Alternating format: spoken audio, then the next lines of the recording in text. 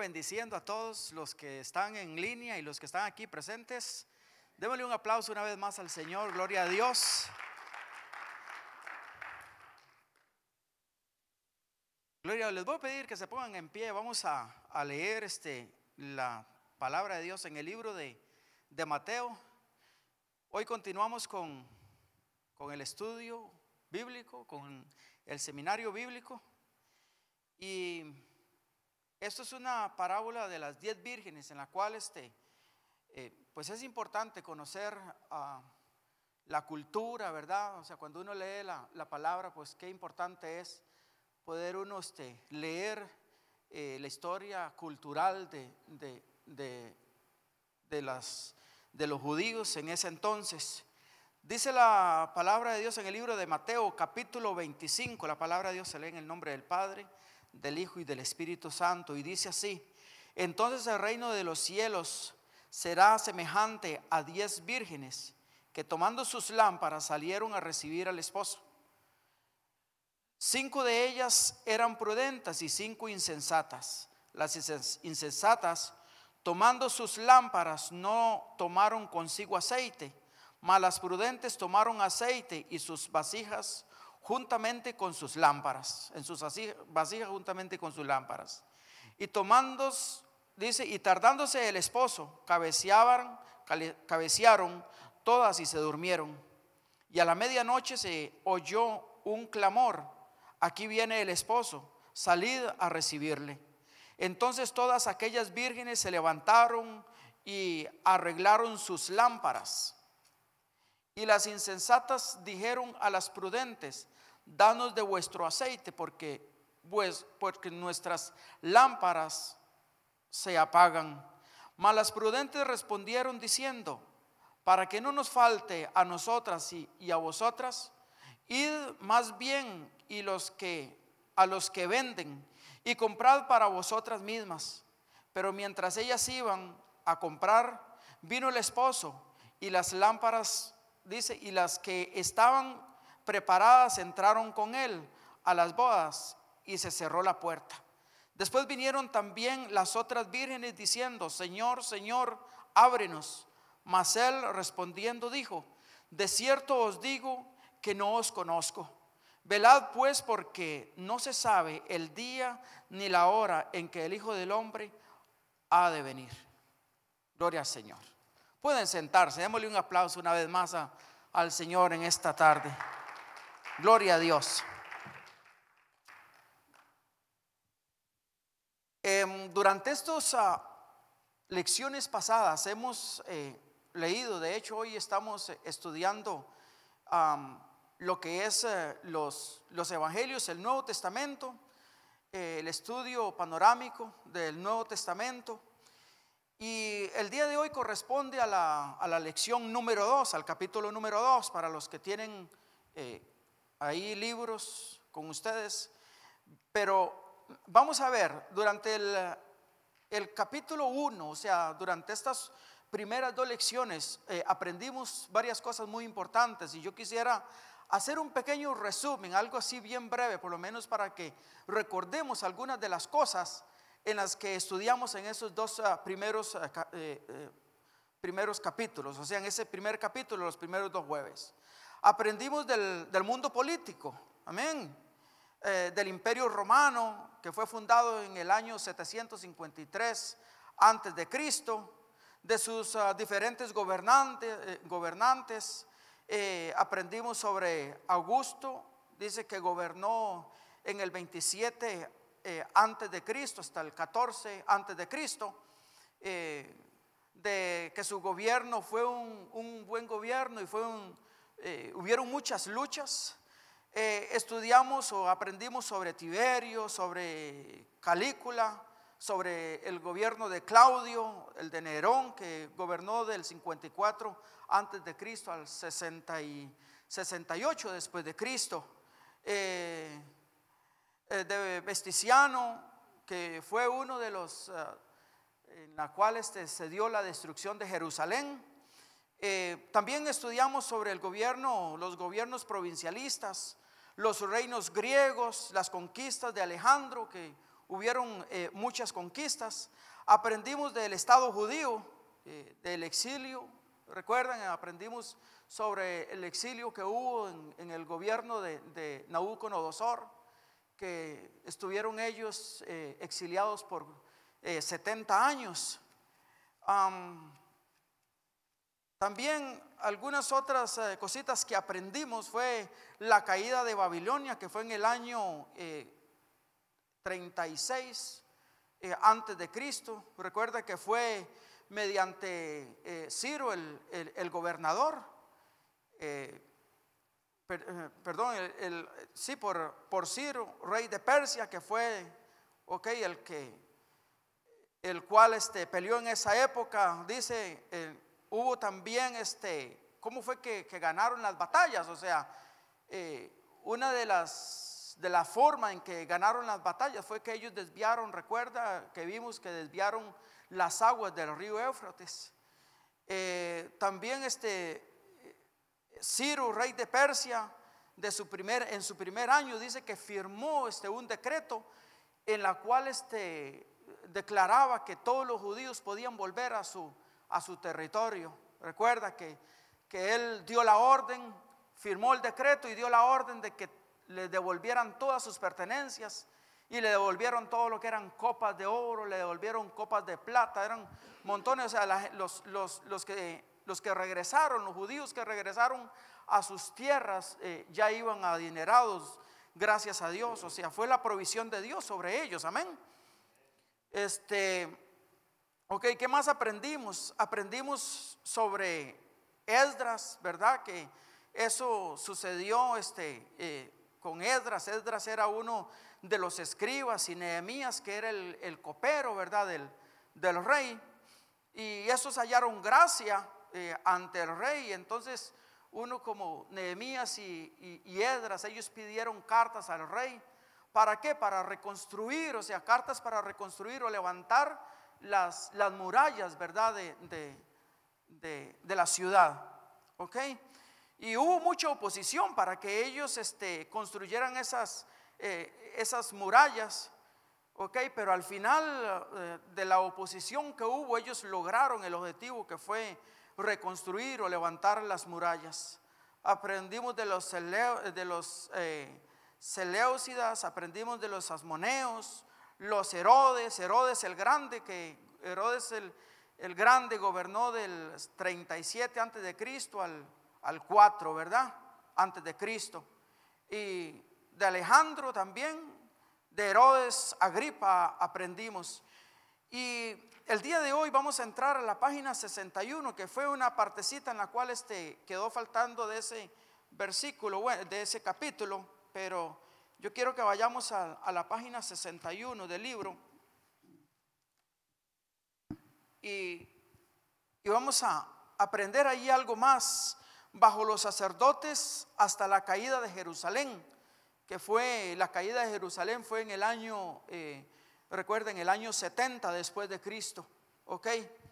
Dice así: a los diferentes gobiernos extranjeros que dominaron Palestina, los Ptolomeos, los Seleucidas, los Herodes y por último los romanos, el pueblo los consideraba generalmente como usurpadores, cuyo gobierno tenían que tolerar, pero no podrían jamás llegar a ser sus legítimos gobernantes. El pueblo había tenido que someterse a su yugo político, pero nunca les dieron adhesión de corazón. El poder que realmente controlaba al judío era el sacerdocio. Entonces, durante este imperio, nuevamente los gobernantes que se levantaban, lo que ponían verdaderamente era un yugo sobre ellos, y entonces el pueblo no los reconocía. O sea, se sometían a las leyes y todo, pero no lo reconocían. O sea, que verdaderamente quienes ellos los controlaban o estaban sujetos era al sacerdocio. Amén. Y En el segundo párrafo dice: durante la historia, página 62, durante la historia de Israel habían prevalecido diferentes tiempos, varios tipos de gobierno civil. Dice, el tiempo de Moisés, los ancianos presentaban a las tribus y buscaban el consejo del caudillo. Recuerda que eso sucedía durante que Moisés estuvo. Moisés era el que dirigía. Moisés consultaba a Dios y Dios le hablaba y el pueblo le obedecía a Moisés. Muere Moisés y queda un caudillo, queda Josué. Entonces Dios levanta a Josué y Josué consultaba y Dios le hablaba, y él era el que guiaba hasta cometer el objetivo que Dios había propuesto, que era sacar al pueblo de Israel de la esclavitud y llevarlo a la tierra que fluía leche y miel. Amén. Entonces eso ocurría en esa época.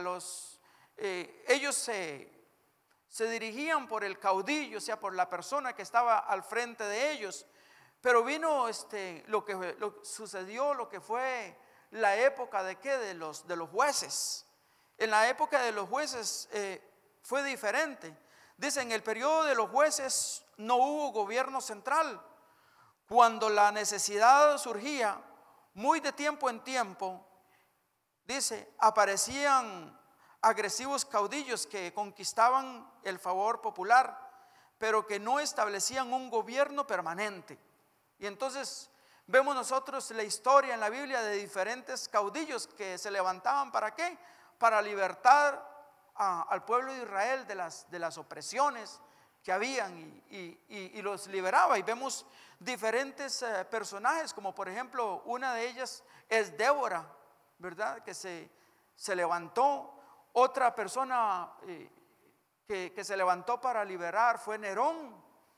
Y después vemos a Sansón también, que libertó al pueblo judío de la opresión y de tanta situación que estaban pasando. Durante el exilio, el funcionamiento del sacerdocio como clase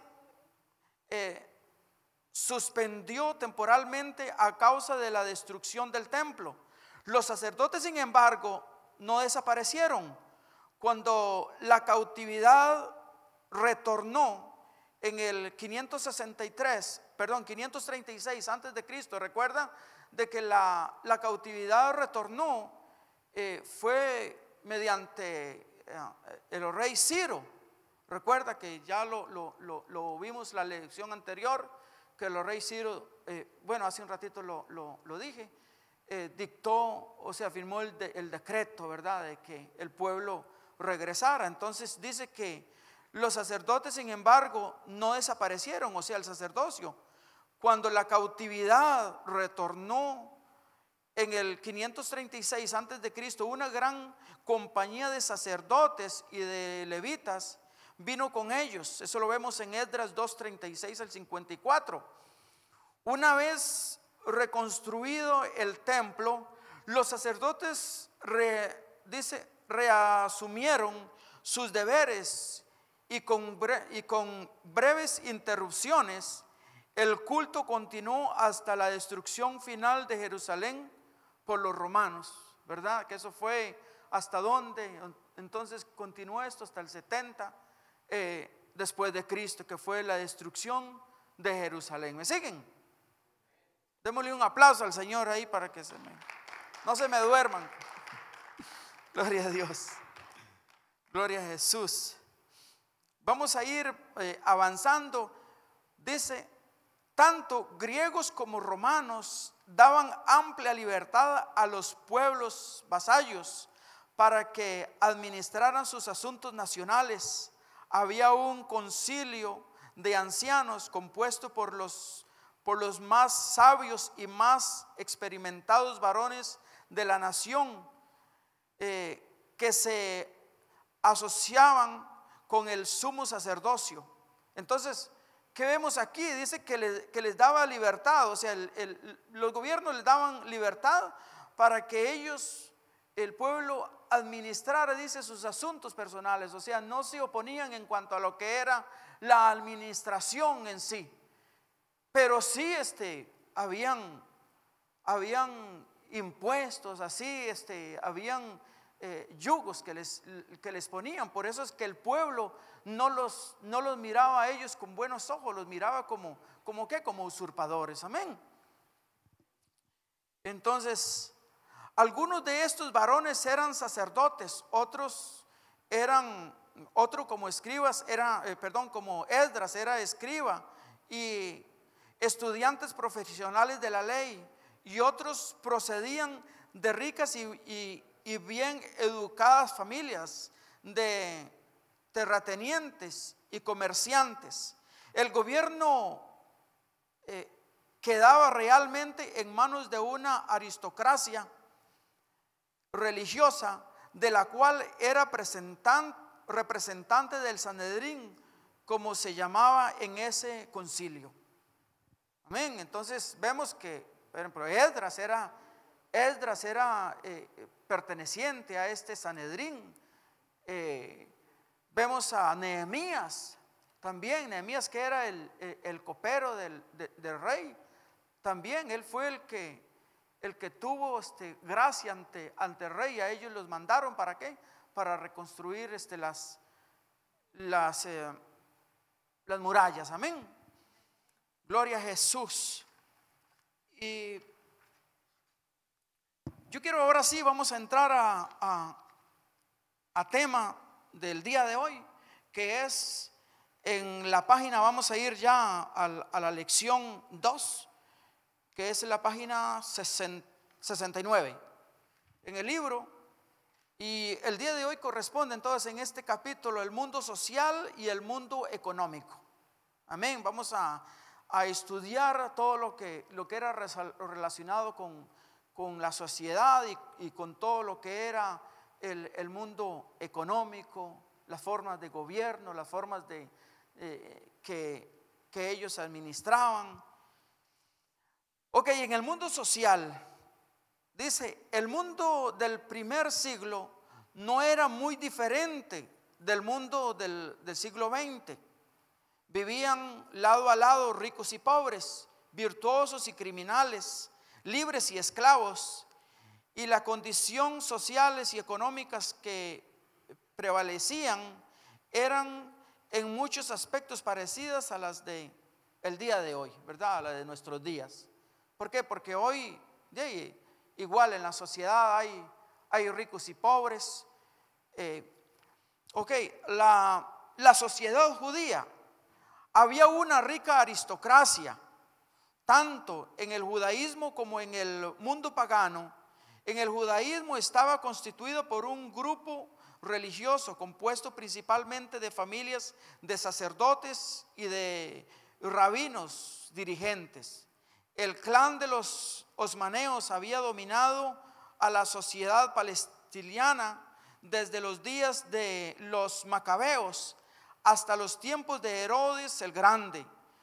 Reinando y sus hijos, el sacerdocio asmoneo se mantuvo en el poder, y los vistazos que de la jerarquía se nos dan en los evangelios demuestra que los sacerdotes eran los verdaderos gobernantes de Judea.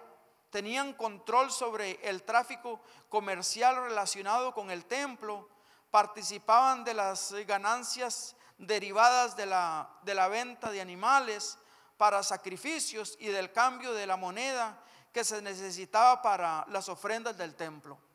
O sea, ellos tenían esa libertad. Ellos eran verdaderamente los dirigentes o los gobernantes, pero sin embargo, bueno, como ya lo vimos, o sea, habían yugos o cargas que a ellos los oprimían, pero en sí los gobernantes eran quienes, los sacerdotes, los que dirigían pues al pueblo. O sea, ellos gobernaban, ¿qué? Gobernaban lo que era todo lo relacionado con el templo, todo relacionado con, dice que los animales que sacrificaban, o sea, el comercio, muchas cosas. Ellos, todo lo que era relacionado con ¿qué? Con el templo, ellos tenían libertad para administrarlo. Entre los miembros del Sanedrín, el más alto concilio del judaísmo, en la página 70, habían hombres nobles y bondadosos como Nicodemo. ¿Recuerdan la historia de Nicodemo? Que dice que Nicodemo era un principal y dice que él, bueno, la Biblia dice de que él escuchó hablar de Jesús y él se interesó y escuchó la fama de Jesús. Y Nicodemo dice que va un día de noche, o sea, busca a Jesús de noche para hablarle, y tuvo un encuentro tan lindo, ¿verdad? Con Jesús. Y también vemos de que otro que pertenecía al concilio fue José de Arimatea. ¿Y quién era José de Arimatea? Él, bueno, dicen de que era el propietario de la tumba, pues por lo menos la historia dice eso, pero bueno, José de Arimatea junto con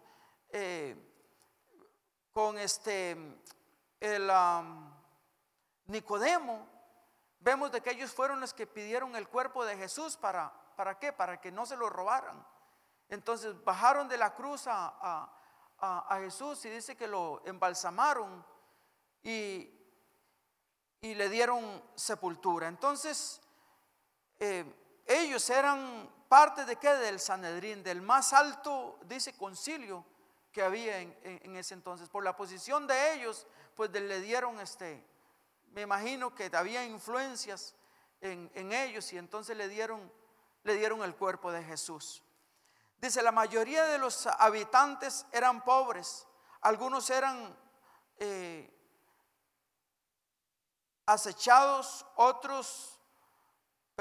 algunos eran hacendados, otros artesanos, y muy pocos eran comerciantes.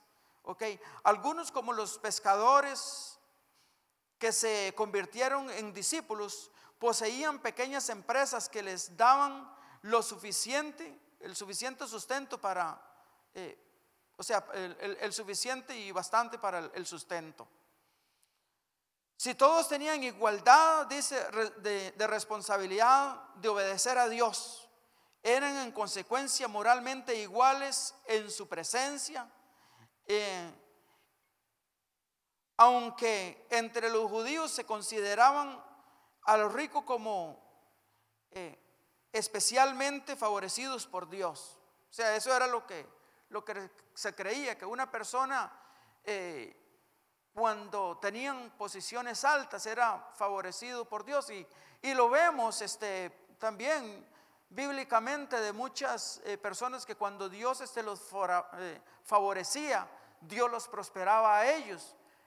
Dios prosperó a Abraham, Dios prosperó, vemos a Jacob, después de que pasó, él era un hombre próspero, y después de que él tuvo la situación que tuvo, de Job, la situación que tuvo, que el enemigo lo atacó y todo. Sin embargo, él se mantuvo fiel a Dios, y Dios nuevamente favoreció a Job, ¿verdad? Lo levantó nuevamente, lo prosperó. Amén. Entonces era considerada la gente en ese entonces, tenían igualdad, ¿verdad? Igualdad ante las responsabilidades, ¿verdad? Pero había una diferencia, que el que se veía que era próspero lo consideraban que era favorecido por Dios. Había una igualdad moral. En la sociedad pagana, vamos a ver en la página 70 ahí mismo, que era sobre la sociedad pagana. Dice, la aristocracia, había una aristocracia, era un poder político de clase alta, ¿verdad? Y las guerras civiles de Roma que precedieron al surgimiento de los Césares habían desgarrado la vida social dentro del imperio. El antiguo pueblo libre que poseía la tierra de Italia había desaparecido.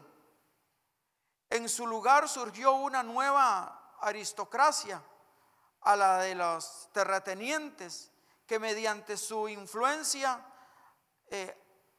acapararon las tierras públicas y compraban a bajo precio los bienes que inmuebles.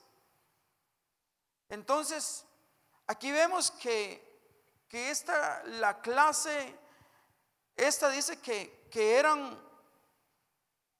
que se iban desgarrando, dice, de la vida social dentro del imperio. O sea, muchos perdían sus pertenencias, dice, perdían sus inmuebles de aquellas cuyas familias se habían empoderado a causa de la guerra, se empobrecido a causa de la guerra y de la incapacidad de vivir de los productos de la pequeña propiedad. O sea, aquí vemos a los ricos igual de lo que sucede el día de hoy, el rico más rico y el pobre más pobre, pero aquí vemos entonces qué era con esta sociedad pagana. O sea, la sociedad pagana verdaderamente habían perdido iban perdiendo sus propiedades, ¿verdad? A causa de la guerra, algunos no sobrevivían, y entonces iban viendo que, o sea, que sus productos y sus propiedades, o sea, verdaderamente los iban perdiendo a causa de que ya no, o sea, iban siendo oprimidos, en otras palabras, el rico más rico y el pobre más pobre. La clase media, vamos a ver lo que pasaba con la clase media. Debido en gran parte de la práctica de la esclavitud basada sobre el derecho que se adquiría sobre los prisioneros de guerra, la clase media casi desapareció del imperio. Muchos habían muerto en las guerras en las guerras, ¿verdad? Habían desaparecido, y otros dependían, o sea, dependían del Estado para el sustento. Entonces, lo que es la clase media iban desapareciendo, y era una clase en la cual la mayoría habían muerto en la guerra, en las batallas que habían, y tenían verdaderamente pocos recursos. O sea, ellos dependían del Estado para obtener, dice, el alimento para sus familias. Ahora vemos aquí lo que es los plebeyos. ¿Quiénes eran los plebeyos? Los plebeyos eran la sociedad más baja, era la sociedad minoritaria, o sea, la más baja clase, en otras palabras, la que estaba menos supuestamente favorecida. Los plebeyos o gente pobre eran numerosos y de condiciones lastimosas. Muchos carecían de empleo ventajoso, y vivían, dice, peor que si fueran esclavos, porque estos a lo menos tenían asegurado su alimento y su vestido. O sea, la condición de los plebeyos era peor que la condición de la clase media, porque la clase media por lo menos dice que dependían del gobierno, o sea, para sus alimentos. Y muchos eran esclavos y por lo menos tenían el alimento y tenían el vestido. Pero ¿qué pasaba con esta clase baja, con los plebeyos? Dice de que aquí dice, vivían peor que si fueran esclavos, porque estos al menos tenían, dice, asegurado su alimento y su vestido. Y entonces, ¿qué pasaba con ellos? Ellos buscaban trabajo o los contrataban a ellos y les daban tenían que recibir cualquier cosa que a ellos les dieran para ellos poder asegurar, dice, la comida, supuestamente para los alimentos, pues el sustento del hogar. Entonces ellos tenían que ir a trabajar por cualquier cosa. Y en la clase media no, en la clase media pues dependían y tenían, aunque eran esclavos muchos y algunos en pequeños pero ellos se sustentaban ¿con qué? Con las ayudas que a ellos les daban, o sea que tenían por lo menos asegurado los alimentos. Vamos a ver aquí en lo que es en la página 72, vamos a ver los esclavos y criminales. Recuerda que vamos estudiando paso a paso con respecto a lo que era hasta llegar a nosotros ir entendiendo. Por eso cuando nosotros estudiamos la Biblia y vemos de que habían criminales en los caminos y la Biblia hablaba, ¿verdad? Eran causante a todo esto. Mucha gente que se dedicaba, incluso de estos plebeyos, muchos se desviaban, o sea, se dedicaban a los malos, a lo que es la corrupción o a robar y a asaltar. Aquí lo vemos. Entonces vemos aquí lo que son los esclavos y los criminales. La gran proporción en la página 72 de la población del Imperio Romano se componía de esclavos. Y vamos más para abajo y dice en el mismo párrafo: y de ellos una parte relativamente pequeña gozaba de plenos derechos de ciudadanía. No todos ellos eran ignorantes, en realidad muchos eran médicos, contadores, maestros y diestros, artesanos, y dice de toda clase. En el párrafo 2 dice: el efecto de la esclavitud era degradante. La posición de esclavos hizo que los señores dependieran de tal grado del trabajo y destreza de la servidumbre que perdieron su ingenio y ambición. O sea, esta posición que estaban ellos de esclavitud, ellos perdieron todo sueño. Ya en ellos ya no había aspiración de nada. ¿Por qué? Porque vivían bajo esclavitud. Y entonces, aunque habían gente que era adiestrada, dice, había gente que eran bien culta, gente preparada, pero al estar ellos de esclavos, perdieron toda visión. O sea, le robaron la capacidad verdaderamente de ellos decidir por sí mismos, de pensar o de anhelar el ellos ser alguien en la vida, porque no había la posibilidad. Estaban ellos en esclavitud. Ok, perdieron entonces la ambición. Dice, el engaño, la educación, el fraude y la obediencia servil eran las mejores armas del esclavo para alcanzar a su amo lo que se proponía. Muchas familias encomendaban los niños a cuidado de estos siervos, los cuales les enseñaban todos los vicios y tretas que conocían. De esta manera, la corrupción que prevalecía entre las clases oprimidas alcanzaron sus patronos. O sea, aquí ¿qué vemos? Vemos entonces que por medio de la esclavitud que estaban, estas familias tenían hijos y les dejaban los hijos para que ellos les enseñaran. O más adelante vamos a ver de lo que es el asunto de los estudios, cómo estudiaban ellos. Pero vemos de que ellos les daban los primeros años de estudio a los niños para que ellos los cuidaran y les enseñaran. ¿A quiénes? A los esclavos, que les enseñaran a los hijos de los patrones. Pero dice que esto les enseñaban las malas costumbres o malos, y entonces fue entrando la corrupción. Ahora, vemos aquí, dice en el último párrafo, algunos de ellos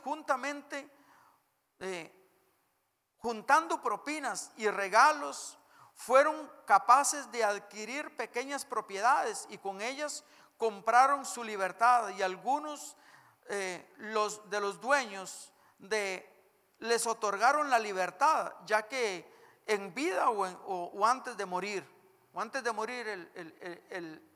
el patrón o en sí el dueño de ellos. Entonces habían muchos de esos que en sí no perdieron. Entonces yo veo la mentalidad de soñar, de superarse, sino de que ellos con propinas o no sé de qué manera se la fueron ingeniando, pero fueron ahorrando. Y dice de que entonces ellos, ¿cómo se ganaban al patrón? Se ganaban mediante la amistad. Y el patrón entonces o el dueño de los esclavos les agarraba mucho amor, o sea, les tenía amor, y verdaderamente él antes de morir los dejaba libres, o les vendía la libertad por pequeñas porciones, y los dejaba libres, o antes de morir los dejaba libres. Y así era como muchos alcanzaron la libertad, ¿verdad?, de la esclavitud. Amén. ¿Me siguen? Vamos a ir a la página 73. En la parte de arriba dice: la institución de la esclavitud se refleja en el Nuevo Testamento por el frecuente uso que se hace de la palabra siervo. Recuerda que nosotros somos esclavos del Señor, somos siervos, amén. Gloria a Jesús, dependemos de Él. No hay nada que no. Nosotros somos esclavos de Dios, ¿verdad? De Él dependemos absolutamente en todo. Gloria a Jesús. Démosle un aplauso al Señor. Gloria a Dios. Según las cartas de Pablo a las iglesias de Asia, había entre los cristianos esclavos y amos. Dice: a los esclavos se les ordena obedecer a sus amos, y a estos que no fueran crueles con ellos. Sin embargo, la potencia de la fraternidad cristiana hizo que la institución de la esclavitud se debilitara gradualmente y por fin desapareciera. Entonces, vemos de que incluso en la época habían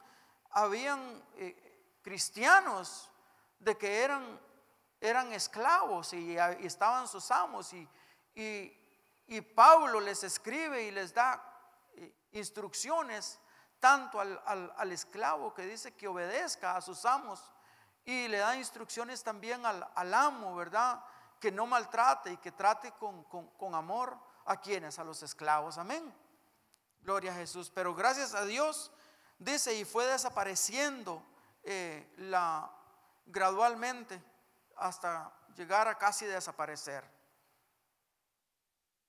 Gloria a Dios.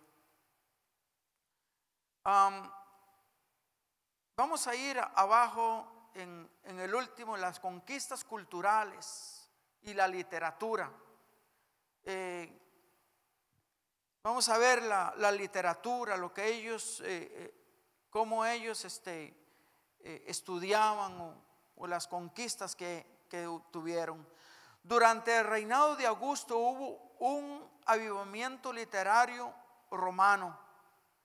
Durante ese avivamiento se levantaron muchos poetas, hubo poesía, hubieron novelas, se escribieron novelas, hubieron escritos sobre la crítica.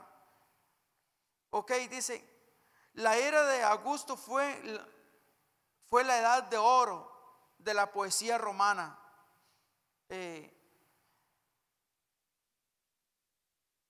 Ok, y surgió también lo que era la poesía latina. Dice en el segundo párrafo: Petronio, el acaudalado árbitro de la corte de Nerón, compuso una novela que todavía se considera como la mejor fuente para comprender la vida del pueblo en su tiempo. Dice: en el último tercio del primer siglo, eso en el primer siglo antes de Cristo, Plinio el Mayor escribió la historia natural, uno de los primeros intentos de carácter científico respecto al mundo natural. Su traza era enciclopedia y denunciaba un vasto acervo de investigación, aunque la obra no era propiamente crítica y resulta deficiente si se le juzga por nuestros métodos modernos. La gramática y la retórica fueron tratadas ampliamente por Quintiliano Marcial, cuyos humorísticos epigramas constituyen todavía amena lectura. Fue los escritos de columnas en su tiempo. Entonces hubieron las columnas, o sea, dice que fue el primer escritor columnista, o sea, que nos muestra, dice que los argumentos de él eran argumentos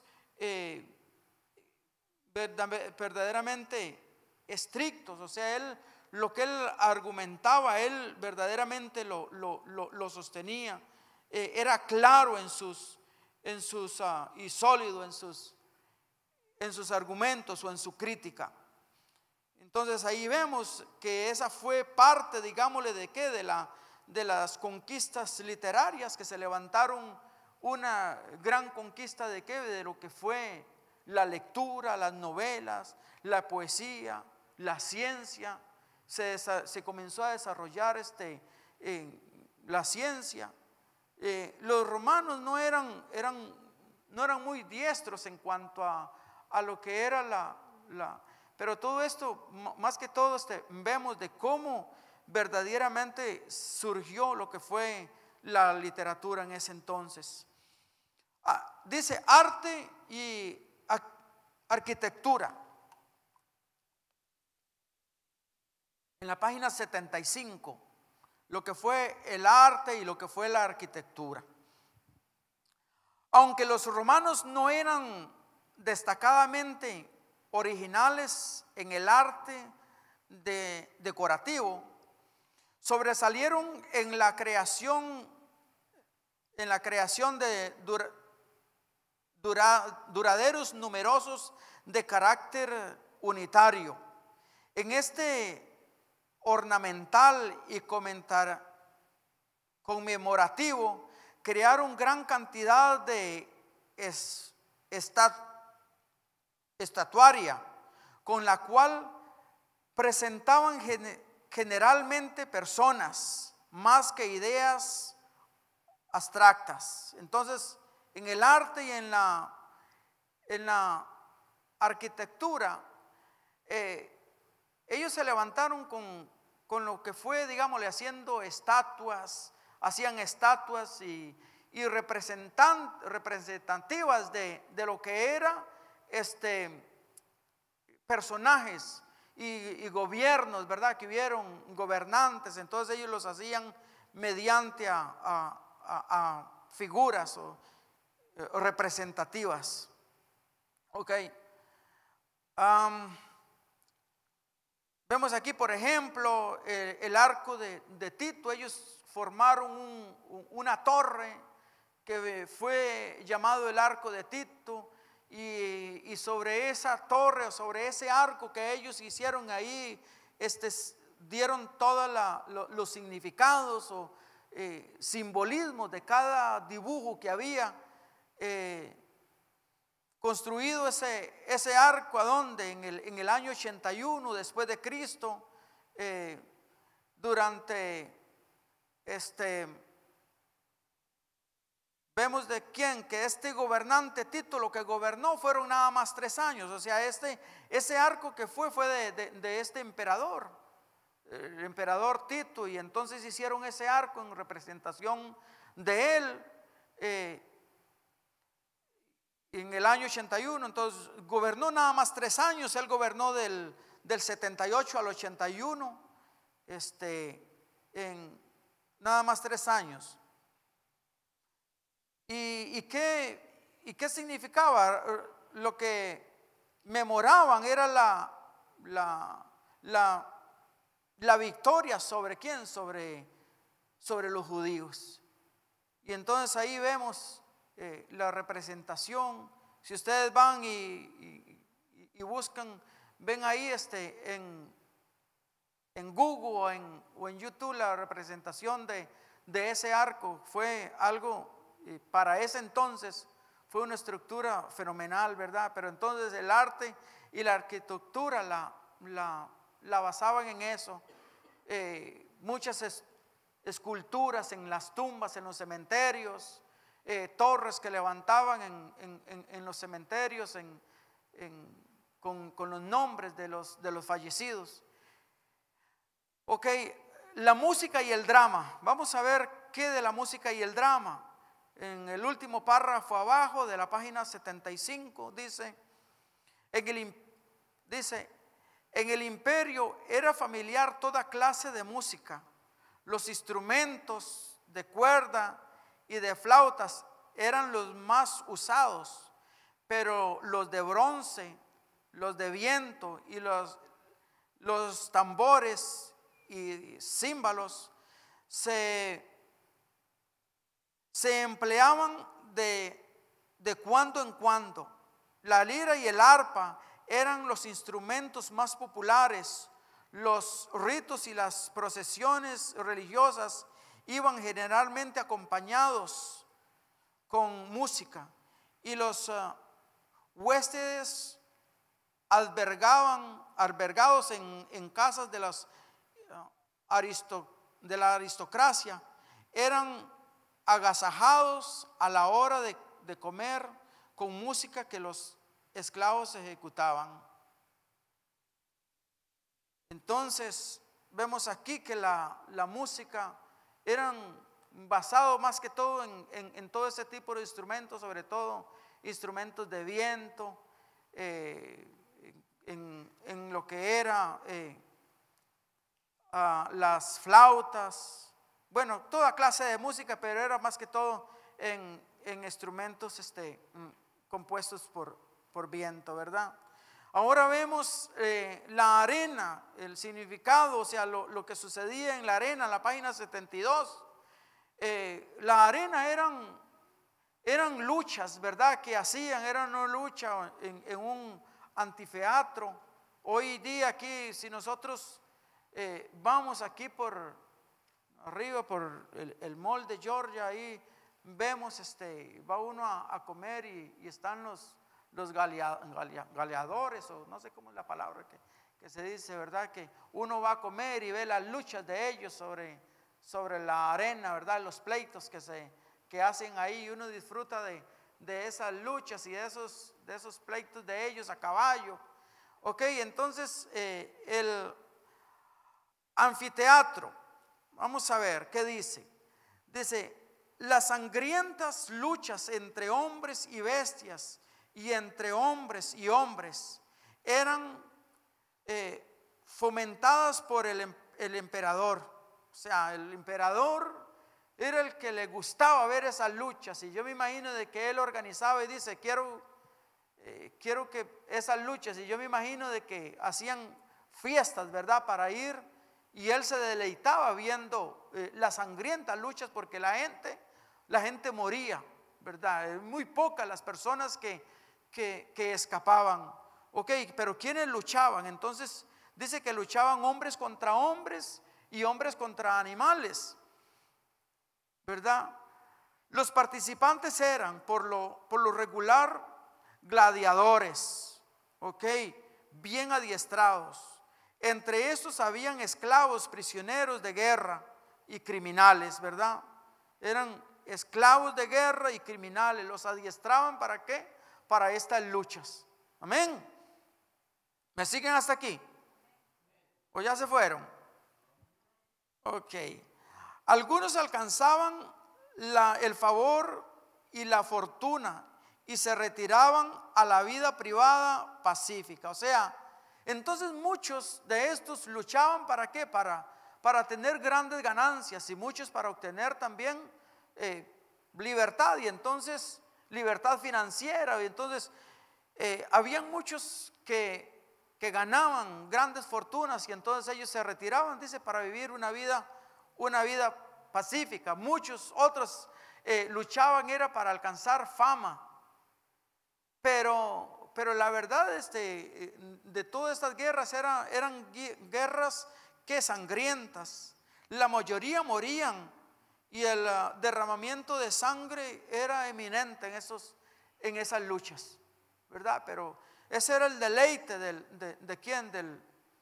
Del gobernante, ¿verdad? Se deleitaba con ver la gente morir, se deleitaba con ver esas sangrientas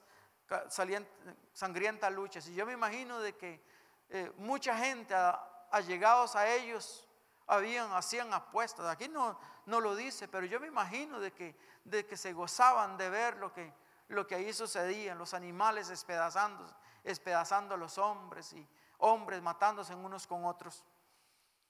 Los idiomas, vamos a lo que son los idiomas.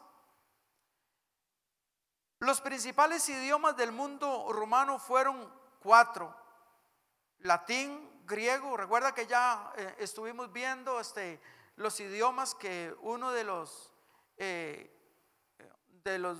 más usados, o los que toda la gente hablaba, y los escritos que habían eran en griego. Entonces vemos, dice que eran 4: latín, griego, arameo y hebreo. El latín era el idioma oficial de los tribunales de la literatura de Roma. Como idioma popular se hablaba más en parte occidental del mundo romano, especialmente en África del Norte, España, Galia y Bretaña, y en Italia. En Italia misma se hablaba ¿qué? El latín. El griego era el idioma cultural del imperio familiar a todas las personas educadas, y era la lengua franca de la mayoría del populacho en los países situados al oriente de Roma. Hasta en Palestina se hablaba corrientemente el griego, y es probable que el Señor Jesús y sus discípulos lo usaron en sus pláticas con los gentiles. Entonces aquí vemos de que era un idioma muy popular, ¿verdad? Y fue uno de los idiomas más usados, y es muy probable de que era el idioma. Jesús hablaba en latín. De hecho, él hablaba en varios idiomas. Hablaba el hebreo, el arameo. Dice el aramaico, o el arameo, era la lengua predominante en el cercano oriente. Pablo se dirigía al pueblo en Jerusalén en el arameo. Recuerda en Hechos 22 que leemos nosotros la historia, que dice que Pablo se levanta y él comienza a hablar en arameo. Y entonces dice que todo el pueblo, ¿qué hizo? Dice que hizo silencio y le prestaba atención. ¿Por qué? Porque no sabían de que Pablo hablaba esa lengua, ¿verdad? Y le prestaron atención para escucharlo a él, que él estaba hablando en esa lengua.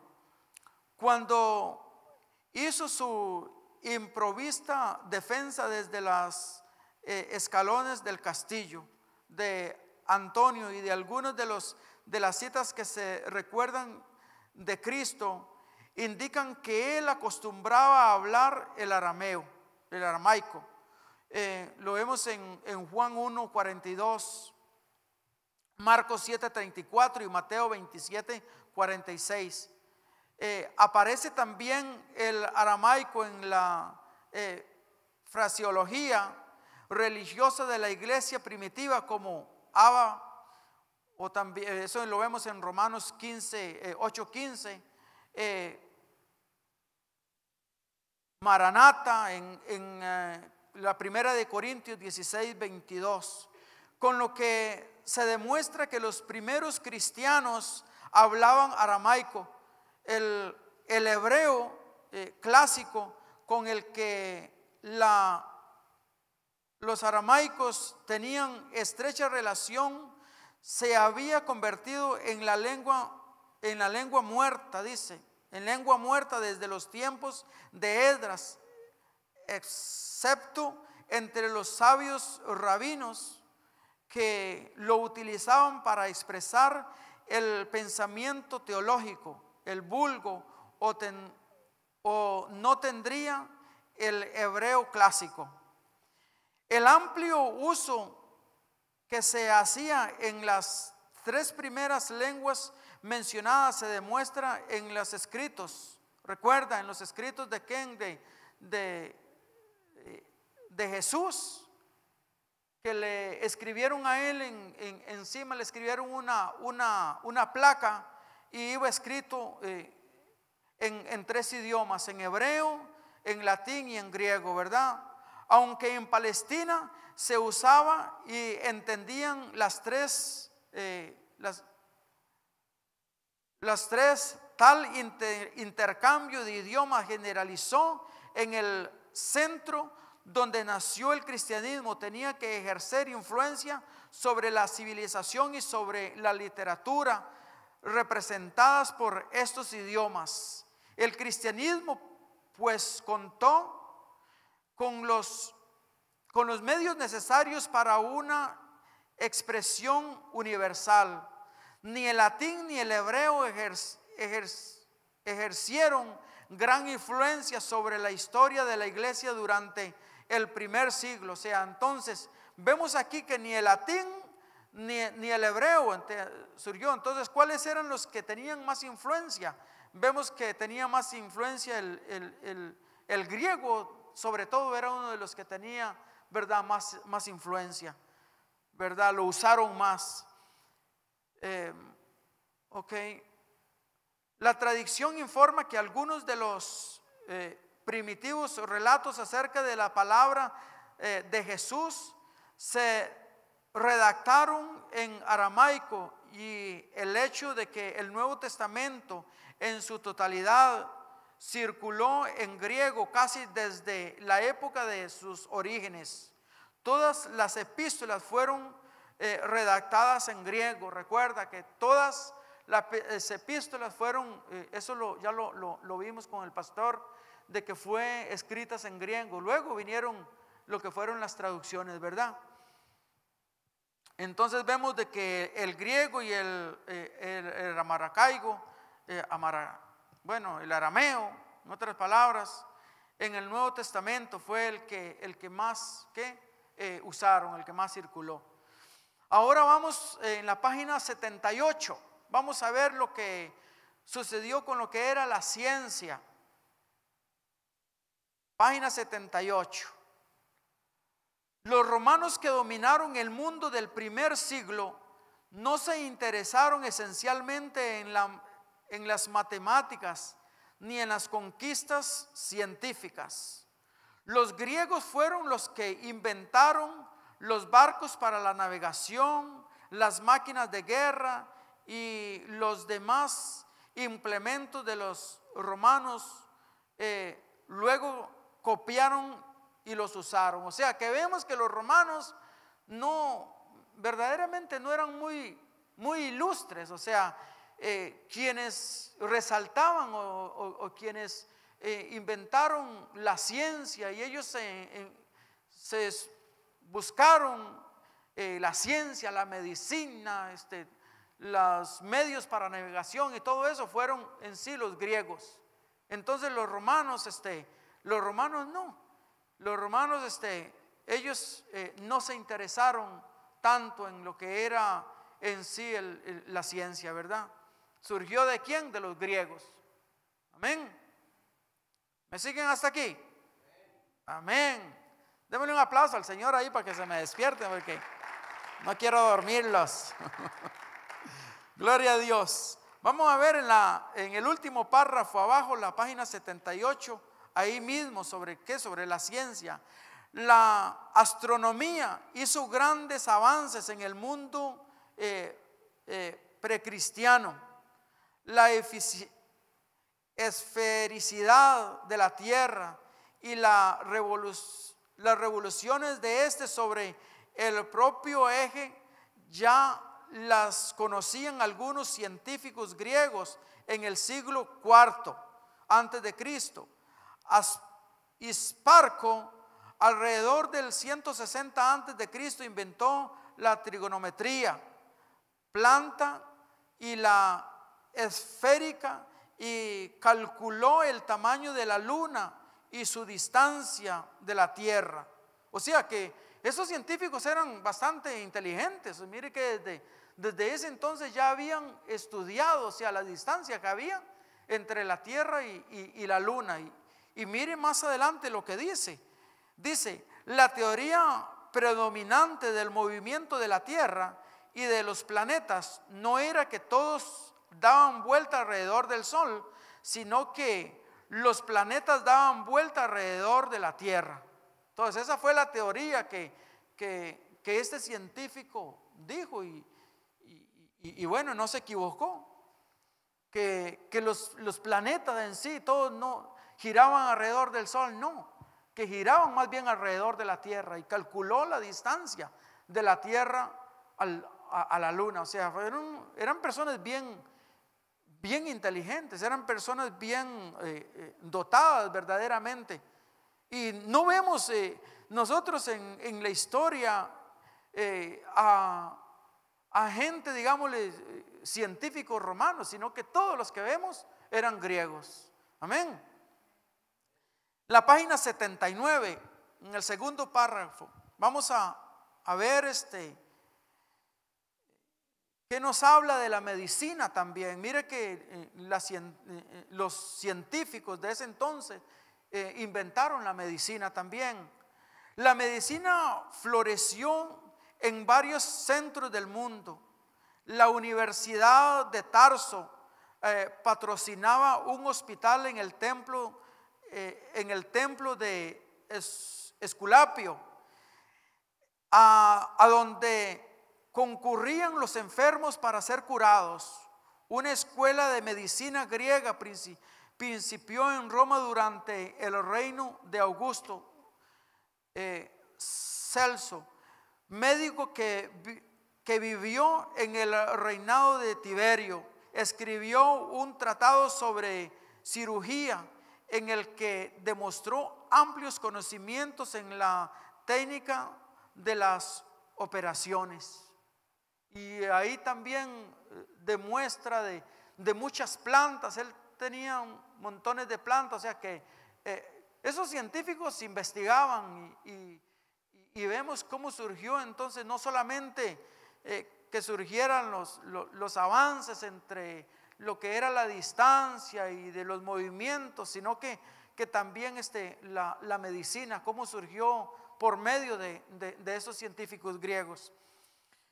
Ok, en el último párrafo, los hebreos no se interesaban mucho en la ciencia especulativa. Durante el siglo I, ninguno de ellos desarrolló como experto en matemáticas ni en ciencias naturales. La iglesia que brotó de la matriz del judaísmo tampoco se preocupó de la ciencia como tal, porque sus principales intereses se encontraban en el campo ético y en lo religioso. Por otra parte, la relación sobre la cual la iglesia basó su enseñanza no estaba esencialmente opuesta a la ciencia. Pablo, hablando de Dios, dice que las cosas invisibles de Él, su eterno poder y deidad, se hacen claramente visibles. Entonces vemos de que el judaísmo no se interesaron en eso, pero no se oponían. Amén. Y más bien, o sea, vemos a Pablo dándole los tributos, o sea, que de toda ciencia inventada por los griegos, la capacidad que se la estaba dando era Dios quien se la estaba dando. O sea, Pablo aquí está exaltando a Dios y dice, o sea, la ciencia y la medicina y todo esto viene por medio del Creador, de Dios. Amén. Y Él le da la gloria y le da la honra, no a los científicos. No se opone a la ciencia. Dice que, o sea, en otras palabras, la ciencia es buena, pero todas las bendiciones estas era un medio que Dios estaba otorgando. Amén. Desde la creación del mundo, siendo entendidos por medio, dice, de las cosas hechas. Ok, en el último párrafo ahí mismo, en la página 80 arriba, dice, o sea, en ese mismo párrafo, el Nuevo Testamento no es fundamentalmente un libro de ciencia, ni fue escrito por hombres cuya preparación pudiera considerarse científica en el amplio sentido moderno del término, pero no es anticientífico, ni en sus afirmaciones ni en su espíritu. O sea, no se oponían a la ciencia. E incluso vemos en el cristianismo de que habían personas que trabajaban con ciencia, como era Lucas, que era un médico, ¿verdad? Que él aplicaba la ciencia para curar. O sea, él era un médico experto, experimentado, estudiado en el campo de la medicina. Amén. Ok, vamos a ver sobre las escuelas. Hay que avanzar porque ya se me está terminando el tiempo y estoy atrasado, pastor. Vamos a tener que dar otro. Ok, las escuelas. En el Imperio Romano se desconocía el sistema moderno de educación gratuita y obligatoria que el Estado imparte a los menores de 17 años. La enseñanza de niños en la familia media romana comenzaba con paidagogos, esclavos que tenían la responsabilidad de enseñar al niño las primeras lecciones. Recuerda que eso se los dije hace un ratito. Entonces ellos eran los esclavos, prácticamente eran los encargados en darles las primeras lecciones a los niños, o sea, prepararlos. Y imagínate qué tipo de enseñanza. O sea, era una enseñanza bien simple, bien baja, bien sin ¿para qué? O sea, verdaderamente no se ocupaban en lo que era en la enseñanza, o sea, obligatoria, sino que hasta más adelante, cuando ya ellos estaban ya más grandecitos, que los mandaban a escuelas privadas. Entonces vemos aquí en el segundo párrafo, dice, las escuelas mismas eran lugares temibles, o sea, les tenían miedo, les tenían pavor a las escuelas, instaladas en desvanes públicos o salones cercanos a los mercados y talleres. Pocos sabían y poco practicaban la psicología educativa. Aquellos maestros de escuela enseñaban mediante interminables repeticiones. O sea, yo me imagino que repetían y repetían la misma enseñanza. Dice, estimulados con castigos corporales. Bueno, no muy lejos nosotros, bueno, yo experimenté, y no conmigo, pero miré, o sea, la educación en los tiempos antes, y mis papás, me imagino de que ellos, la gente anterior, hasta segundo año, ¿verdad? Iban, o los que iban a terceros si acaso, pero las formas de los maestros de enseñar eran crueles, y vemos que en ese entonces las formas de enseñar también eran crueles. O sea, dicen que no habían pizarras, no habían que enseñaban con puras repeticiones, pero y dicen que eran crueles. O sea, en otras palabras, yo me imagino que les castigaban, les aplicaban la vara a los niños, y les daba pavor, dice, a la gente, a los niños, ir a las escuelas. Con raras excepciones, estas aulas estaban desprovistas de ornatos o calefacción. Me imagino que eran escuelas frías. Los vestuarios estaban desprovistos de atractivo. No había pizarrones, no habían mapas, cromos, ni muchas otras cosas que el estilo que hoy se considera esencial en las escuelas. O sea que eran bien difíciles la forma de la enseñanza en ese entonces. La educación, en la página 81, segundo párrafo, la educación de niños judíos seguía más o menos el mismo modelo, con la excepción de que su currículum era más reducido. La lectura y la escritura tenían como base al Antiguo Testamento. Entre los judíos, que es lo que nos interesa, entre los judíos de la dispersión, las escuelas de las sinagogas indudablemente usaban tanto el griego como el hebreo. Dice, el niño aprendía también las tradiciones de los padres y recibían instrucción en el ritual judaico. En algunos casos se le permitía leer la lectura gentil si deseaban llegar a ser eruditos. Tenía conforme a la costumbre general que estudiar con algún gran rabino. Aquí lo vemos, tal como Pablo aprendió a los pies de Gamaliel, conforme a las sinagogas, costumbres de la ley de sus padres. O sea, lo vemos en Hechos 22.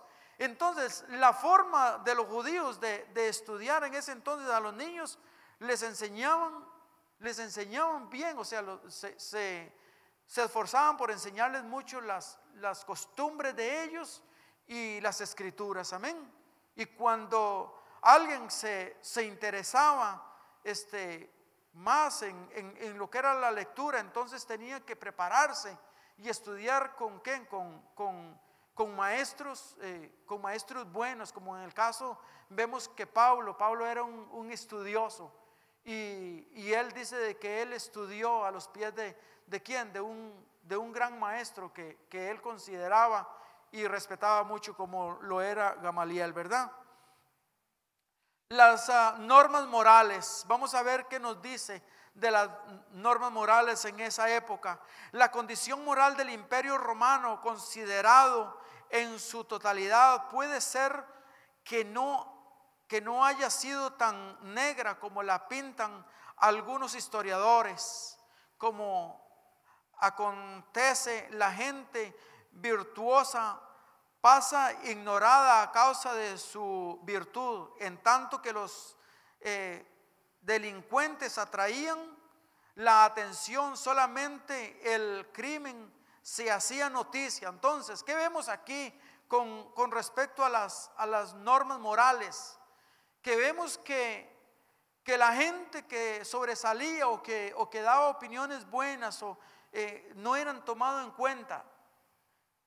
No les tomaban importancia, pero dice que una mala noticia, cuando yo leía esto, yo me acordaba de los medios de comunicación que nosotros tenemos, que las noticias, por buenas, más buenas son las que son más malas. O sea, y son las que sobresalen. Entonces vemos una mala noticia y los medios de comunicación van sobre esas. En ese entonces vemos lo mismo, vemos de que las personas que hacían cosas notables no les eran tomados, o sea, en cuenta, ni sobresalían, sino quienes sobresalían, los delincuentes, los criminales. Las noticias malas eran las que sobresalían. Amén. Ok, página 82. La vida humana era de poco aprecio y el asesinato era frecuente. Fácilmente se obtenía el divorcio y la sociedad generalmente lo aprobaba. El abandono de los hijos indeseables era una práctica común. O sea, miren lo terrible que era esa época. Entonces, los niños que ellos querían abandonarlos, los abandonaban. Los divorcios eran la sociedad los aceptaba. Habían crímenes, asesinatos. Entonces había moralistas como el tutor de Nerón, Seneca, que a sus escritos invocaba elevadas ideas y hablaba palabras de sabiduría, pero cuyas recomendaciones hicieron poco efecto sobre los atrincherados. O sea, no les prestaron atención a palabras de sabiduría, escritos de sabiduría que él hacía. La corrupción política, el descarrío mediante los placeres, el fraude de los negocios, el engaño y la superstición en la religión causaron que la vida de Roma se hiciera deprimente para los más importables, de los insoportables para los menos. O sea, y vemos que también a las niñas, o sea, cuando nacía un niño, que si los dejaban vivir bien, era aceptado para la sociedad, pero a las niñas las mataban. O sea, era una corrupción terrible. O sea, o los abandonaban, iban y los dejaban botados en otras partes. Entonces eso es lo que podemos aprender de qué, de las normas morales. O sea, era terrible en esa época. Me quedan 10 minutos. El mundo económico, vamos a ver qué dice del mundo económico. Los cristianos del primer siglo, como los de la actualidad, tenían que ganarse la vida en el mundo profano. La propagación de la práctica de su fe se veían afectados por las prevalecientes condiciones económicas, tanto como se ven afectados hoy. Las agriculturas, la industria, las finanzas, los transportes y los viajes influyeron en la extensión del evangelio. Amén. Entonces habían mucha oposición, o sea, habían muchos factores de condiciones en las cuales se les dificultaba a la gente, ¿verdad?, predicar el evangelio. Sin embargo, nosotros vemos con qué valentía, caminatas que se daban grandes. Mira el apóstol Pablo, los recorridos que hacían, se enfrentaban frente a plagas, a enfermedades y todo, y ellos viajaban, o sea, en medios que tenían, que hoy día nosotros tenemos tanta facilidad y lamentablemente casi que ni a la sinagoga podemos llamarle en ese tiempo querían asistir. Y ellos, mira, que asistían a las sinagogas. El día de hoy es terrible, ¿verdad? Pero gracias a Dios por el remanente que sigue fiel. Amén. Gloria a Dios. La agricultura. En el tiempo de Cristo y de la iglesia primitiva, el imperio romano ocupaba las tierras que limitaban la cuenca del Mediterráneo. Y dice, a juzgar por la existencia ruinas de las ciudades, los territorios costeros eran más fértiles que la que son actualmente. La parte norte de África, que hoy dice es Suramérica, de África, que hoy es Suramérica, semiriana, esa palabra, semiariana. Eso, como dice Chispirito. Ay, Dios mío. Ok, ahí me perdonan los que me están, yo me imagino que riéndose. Ok, en su mayor parte, ¿qué vemos aquí nosotros también? Vemos de que las tierras el día de hoy verdaderamente, ¿cómo se cultivan? Se cultivan mediante fertilizantes. Tienen que en ese entonces no, dice que las tierras eran fértiles en sí solas, pero hoy día la contaminación que nosotros mismos nos hemos encargado de destruir es la que ha traído todo eso, que los cultivos no se dan si no es por medio de ¿qué? Únicamente de aplicarles los químicos, ¿verdad? Industria, vamos a ver en la industria así brevemente. Las manufacturas no alcanzaron en la antigüedad la importancia que tienen hoy. ¿Okay? Entonces, ¿qué vemos en la industria? En la industria en ese entonces eran muy limitadas. ¿Por qué? Porque todas las cosas prácticamente venían de otros territorios. Vemos que las telas, por ejemplo, y el papel, todas las telas como el lino, todo eso lo traían ¿de dónde? Lo traían de Egipto, ¿verdad? Y de otras partes, de otros territorios traían lo que era, por ejemplo, la alfarería, venían de otros países. ¿Qué es la alfarería? Es todo lo que era, incluso en la Biblia, Jesús nos muestra que Él es el alfarero, o sea, era todo lo que era construido por barro, amén. Entonces venían de otras partes, no era ni ahí mismo donde lo vemos en el libro de Jeremías, cuando Jeremías habla sobre lo que era la vasija, que dice de que llegó él y estaba el alfarero y haciendo una vasija y se le destruyó en sus manos. Y dice que vino palabra de Dios a él y le dijo, ¿no puedo yo también hacer del pueblo de Israel una vasija nueva? ¿Verdad? Y entonces vino palabra de Dios a Jeremías, ¿verdad? Para que le hablara al pueblo de Israel, para que se arrepintiera, ¿verdad? Del malo camino. O sea, si le obedecía, Dios lo bendecía y hacía de Israel una vasija nueva. Si no, pues le venía juicio, ¿verdad? Entonces vino palabra de Dios, dice sobre Jeremías. Y vamos a ir terminando aquí ya en 5 minutos. Los artículos suntuosos se importaban. El oro, el marfil y las maderas preciosas venían de África y del Oriente. Las perlas y las joyas eran de la India. Las piedras venían de Asia Central y de Rusia, y el alba desde el lejano norte. ¿Ok?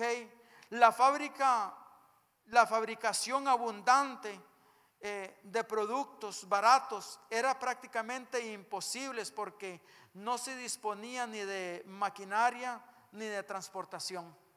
¿Ok? Entonces no habían maquinarias, no habían máquinas modernas en ese entonces. Entonces casi que todo era de otras regiones. La economía, la moneda oficial del imperio eran el denario. Recuerda que vimos a Jesús, hay muchas enseñanzas sobre el denario, ¿verdad? Equivalente al denario a un día de trabajo, el aureus y el oro o la libra, ¿verdad? El aureus equivalía, yo creo que si no estoy equivocado, no quiero dar a 25 denarios, equivalía a 25 denarios esa moneda, y el denario a un día de trabajo, amén.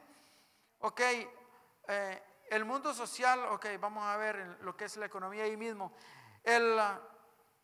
Los transportes y viajes, vamos a leer ahí transportes y viajes, y yo creo que hasta ahí vamos a terminar con esto. Transportes y viajes. Un excelente sistema de caminos facilitó grandemente la influencia de Roma sobre la provincia. Esos caminos continuaron siendo los mejores que habían conocido el mundo hasta el reciente advenimiento del automóvil. Los romanos construyeron sus caminos lo más derechos posible. Ok, o sea, esa gente se dedicaron a construir caminos y dice que todavía hasta la actualidad todavía hay caminos que prácticamente se quedaron como para la historia, ¿verdad? De cómo fueron construidos. A lo largo de estos caminos que desde Roma se extendían en todas direcciones hacia las fronteras, se movían los ejércitos y las caravanas de comerciantes. La posta imperial conducía los despachos oficiales, en tanto que las empresas privadas tenían sus propios carros. Algunos de estos caminos fueron famosos en la antigüedad.